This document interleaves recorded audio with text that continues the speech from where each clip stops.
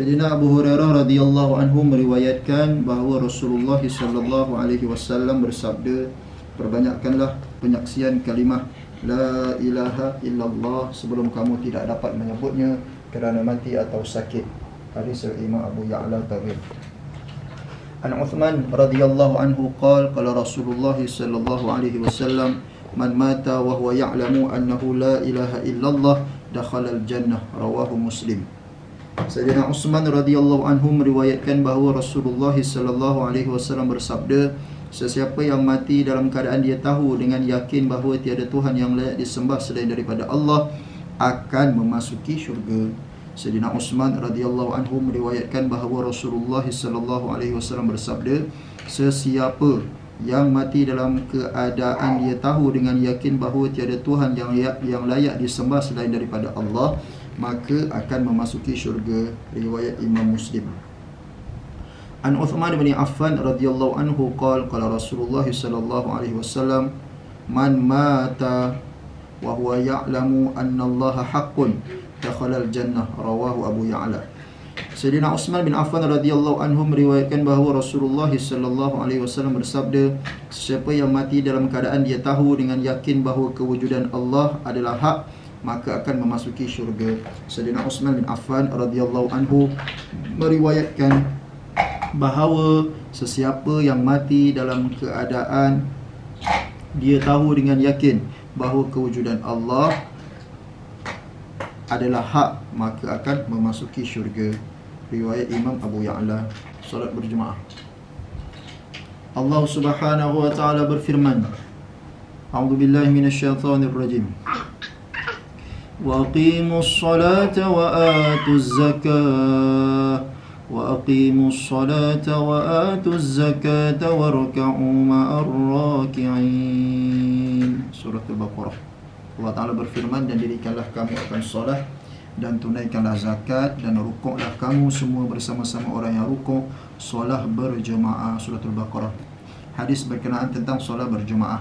An Abi Hurairah radhiyallahu anhu an Nabi sallallahu alaihi wasallam qala, al-mu'adhdhinu yughfaru lahu mada sawtihi wa yashhadu lahu kullu ratbin wa yabisin wa shahidus salah yuktabu lahu 25 salah wa yukaffaru anhu ma bainahuma, rawahu Abu Dawud.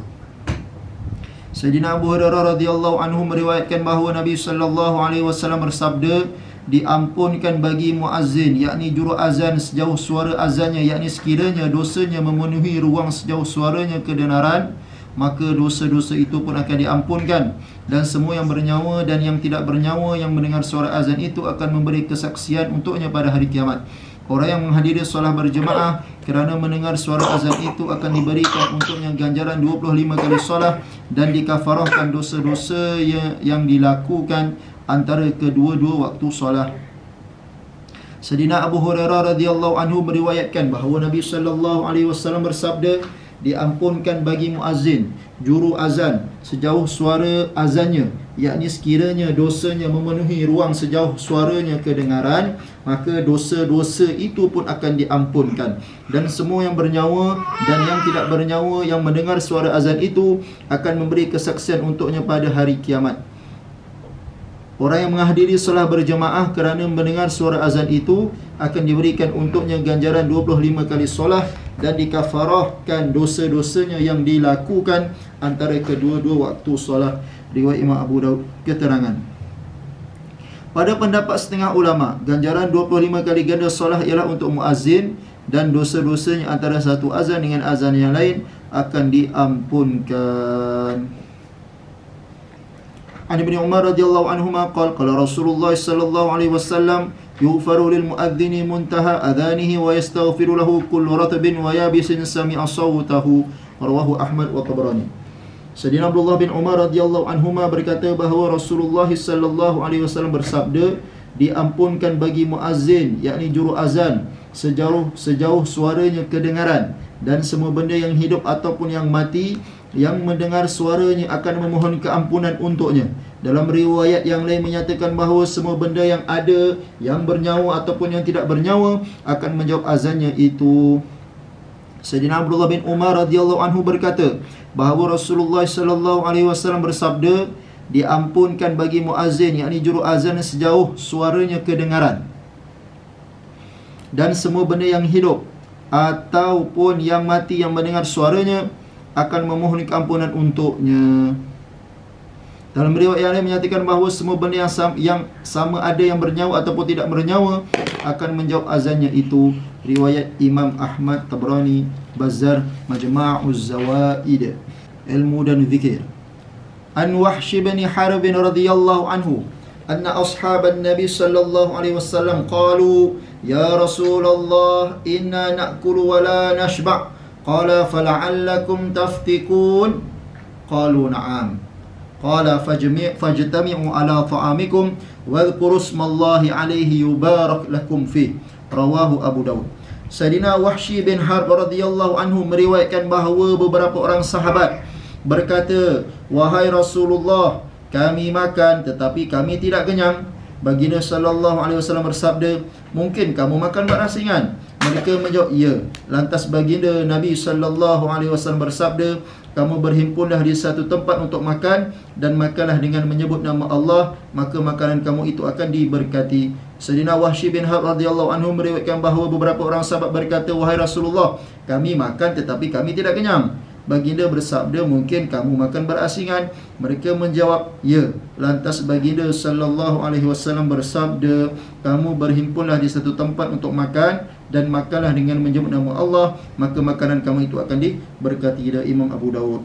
Maknanya makan kena berjemaah. An Anas radhiyallahu anhu anna Rasulullah sallallahu alaihi wasallam qala, man akala ta'aman thumma qala alhamdulillahilladzi at'amani hadha at-ta'am wa razaqanihi min ghairi hawlin minni wala quwwah ghufira lahu ma taqaddama min dhanbihi wa ma ta'akhkhar. Qala wa man labisa thawban faqala alhamdulillahilladzi kasani hadha ath-thawba wa razaqanihi min ghairi hawlin minni wala quwwah ghufira lahu ma taqaddama min dhanbihi wa ma ta'akhkhar. Rawahu Abu Dawud. Sayyidina Anas radhiyallahu anhu meriwayatkan bahawa Rasulullah sallallahu alaihi wasallam bersabda, sesiapa yang makan kemudian membaca doa ini, alhamdulillahilladzi at'amani hadha at-ta'am wa razaqanihi min ghairi haulin minni wala quwwah, nescaya dosanya yang telah lalu dan akan datang diampunkan oleh Allah Subhanahu wa taala. Dan sesiapa yang memakai pakaian lalu membaca doa ini, alhamdulillahilladzi kasani hadha ath-thawba wa razaqani min ghairi haulin minni wala quwwah, nescaya dosanya yang telah lalu dan akan datang diampunkan oleh Allah. Sayyidina Anas radhiyallahu anhu meriwayatkan bahawa Rasulullah sallallahu alaihi wasallam bersabda, sesiapa yang makan kemudian membaca doa ini, alhamdulillahilladzi at'amani hadha at-ta'am wa razaqani min ghairi haulin minni wala quwwah, nescaya dosa yang telah lalu dan akan datang diampunkan oleh Allah.